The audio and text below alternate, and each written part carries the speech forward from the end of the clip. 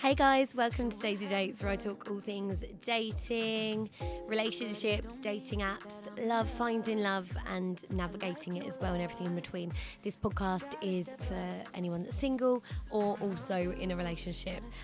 Particularly if you're in a relationship, my episodes with guests, like experts in their fields, like love coaches and love therapists, are absolutely excellent. And my episodes on my own, you'll still learn loads, but after having dated for so long throughout my 20s and being single for such a huge part of it, I'm kind of now giving my teachings and learnings on my experience and also telling all of my stories. So, hey, even if you don't feel like you want to learn how to date better, you can just stick around for the juicy goss and the dramas anyway.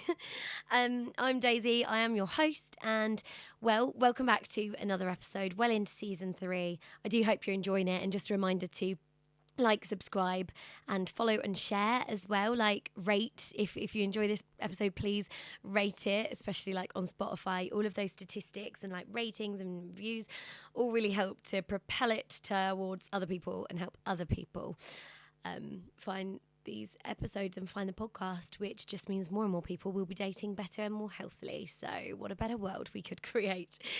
Today I want to talk about romanticising your life, but also being in a relationship after being single for so long as well.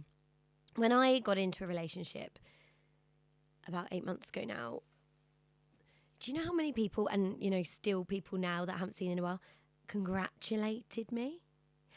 And I'm literally like, why are you congratulating me? Like, I've had a lot of people be like, you look so happy.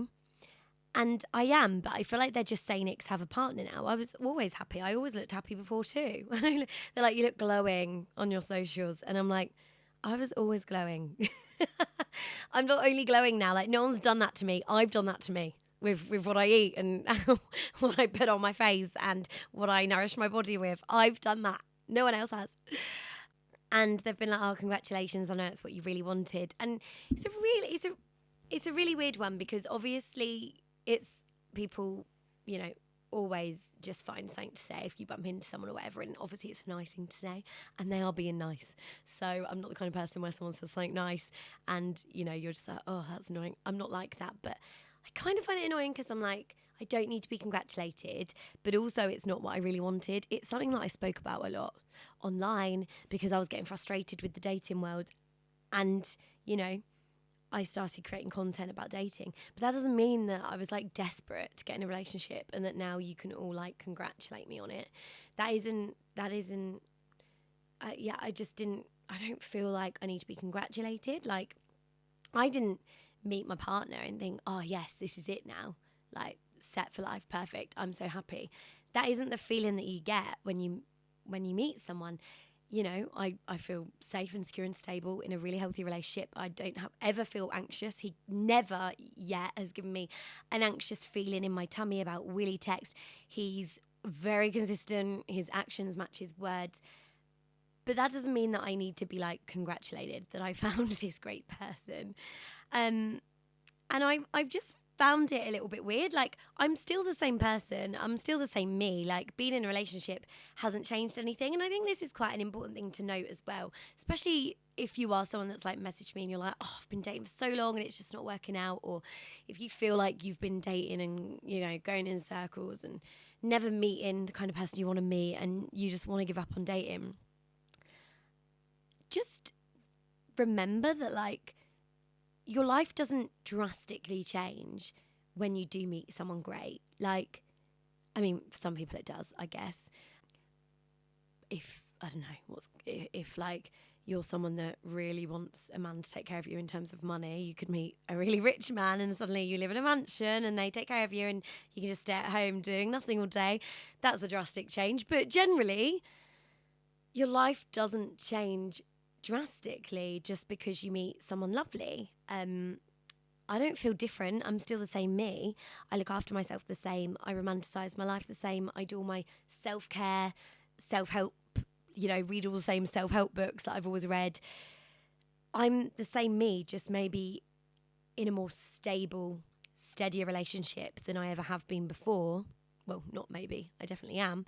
And also, maybe I am a little bit more calm, perhaps. Like, I think my partner we've been good for each other in different ways. So although we are very similar in terms of characteristics and like energy and stuff, he's quite hyper, I'm quite hyper, he's always up for doing stuff, me too. But he's also like really calm and quite chilled and laid back, and that's really helped me to like really sit into that side of me that, well, I guess didn't really exist. I wasn't really calm, but now I'm much calmer.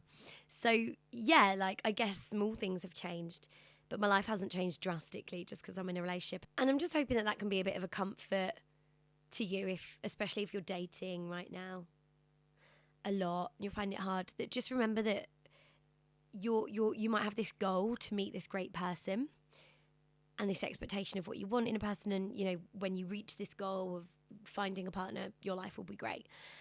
It isn't like that. Like, you know, all the same stresses exist for me. Like I'm a freelance presenter, so all the same job worries, or I need to find a job, or you know, financial stuff that I still have to pay my mortgage every month, and all of those things stay the same. Like nothing around you changes.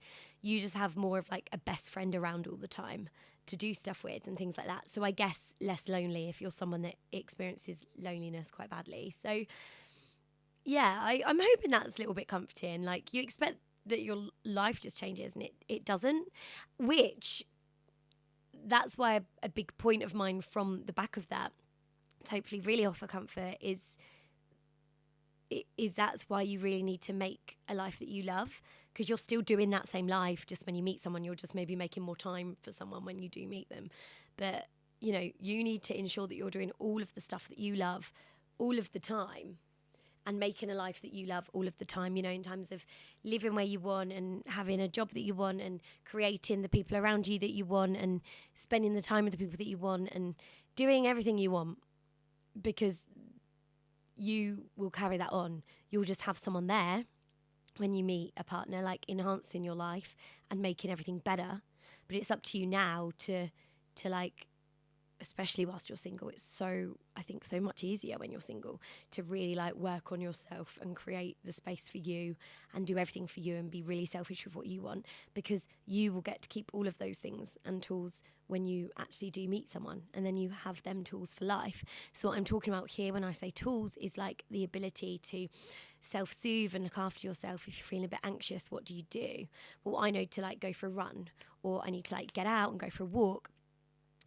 Yesterday when I just wanted to relax and treat myself because I had some good news, I had some good job news, what do? Like, just because I have a partner doesn't mean that I am going to celebrate it with them if that, you know, if he's like busy at work or if he's getting home late. I can still celebrate it myself. For me, I wanted to celebrate it myself for me. So what did I do? I made this bath for myself and got some 0 alcohol Prosecco, which I would highly recommend, by the way. You can message me and ask me if you want to find out the brand, because it is so good, and I'm trying to be really healthy in the week and only have alcohol on the weekends. And I love a glass of wine, and I think particularly when you do meet someone and you're going out a lot and you're over meals and you're having nice evenings in with someone, you tend to like crack open a bottle of wine. So I'm just trying to drink less in the week. So that was lovely, but I poured it in a beautiful heart-shaped Prosecco glass. Like, I really romanticised my life last night. And then I bought Cosmo to read in the bath, and it was just all beautiful. I even took in some fairy lights to the bathroom and lit them and had a bath in the dark but with the fairy lights on, and it was completely romanticising my life. And I truly think that I've learned to do all of those things consistently whilst being single. So no one is doing that for you when you're single. Like, no one is lighting your fairy, like putting on your fairy lights, changing the batteries, making sure they work, popping on a candle for you, cooking dinner for you, getting yourself flowers. No one is doing them things, right? A friend might and a family member might occasionally, but no one is consistently doing these things for you. So you do it for yourself, right? And if you don't, these are the things that you need to be doing for yourself. You need to be romanticising your life. Run yourself a bath and have a glass of Prosecco or wine or whatever, and make yourself a beautiful dinner just for you. Like, if you're, you know, whether that's a really nourishing one for you and your body, or if that's like a really naughty takeaway, enjoy those nights. Like, I really did used to enjoy like just getting an Indian takeaway and watching what I wanted to watch, like just on my own with a candle. And don't get me wrong, like I really do still love my own company, but I did when I was single as well. Like sometimes, honestly, my sister would invite me out or like over to her house and I'd be like, no, sorry, I've had a really hard week. And like, I just want to stay in there with takeaway and like just stay where I am so I can have like a glass of wine to myself and just chill and wake up in my own bed and lay in. And her response to that would genuinely be, oh, have you got someone around? Like, are you on a date / have you invited a guy around? And I'd be like, what? No, I genuinely want this time on my own. But she was like, oh, surely you might as well just see me then. Like, if you're on your own. I'm like, no, I need this time on my own. Like, I need it for my week to go well, for me to start the weekend well, blah, blah, blah. I just need it. I've always been that kind of person, though. And I socialise a lot anyway, like all through the week and at the weekends. So I was like, this night is just for me. And I completely enjoyed those romantic nights on my own, being romantic with myself, basically. And that's so important, especially if you're spending a long time single, to be able to do yourself without relying on anyone else to do. Now, don't get me wrong, I'm not expecting a partner to do all of these things for me ever. But obviously, a partner, given they're the right one and it's, you know, your love language and you want romance in your relationship, they will bring more romance to your life. Like my partner gets me beautiful flowers as a surprise, you know, quite frequently, but it's always a nice surprise.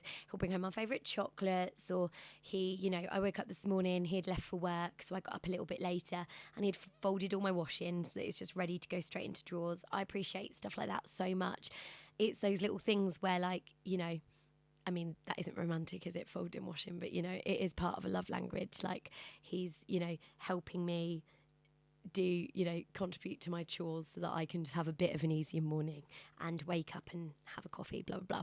Oh, actually, he did make me coffee in bed this morning whilst he got ready for work. So, you know, that's romanticising. He's completely romanticising, you know, our life and our relationship. But I think it's really important for you to be able to do that for yourself. Like, if you're single, get up, make a coffee, come back to bed, drink it in bed, make yourself the coffee. Romanticising your life is so important. And it doesn't have to be like, you know, coffees and bougie stuff. It can literally be in taking yourself out for a walk and listening to your favourite podcast or your favourite music.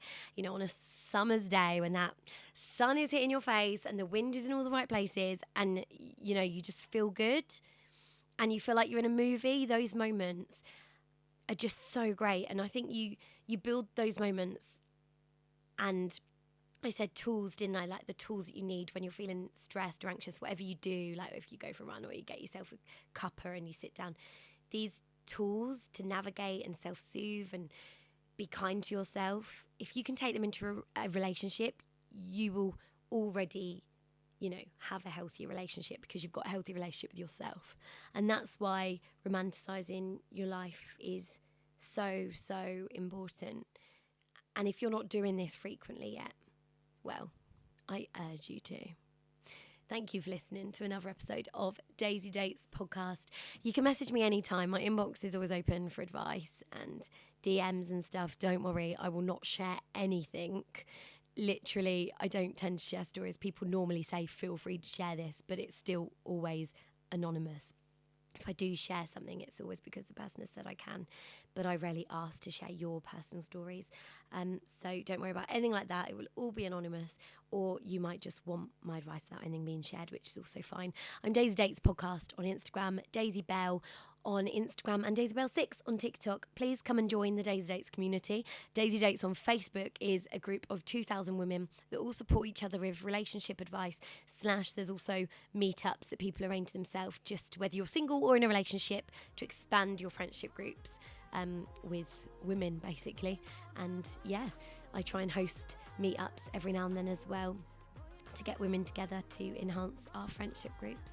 So please like, subscribe, follow, please share, please tell people about Daisy Dates Podcast. It really helps, and I'll speak to you next time.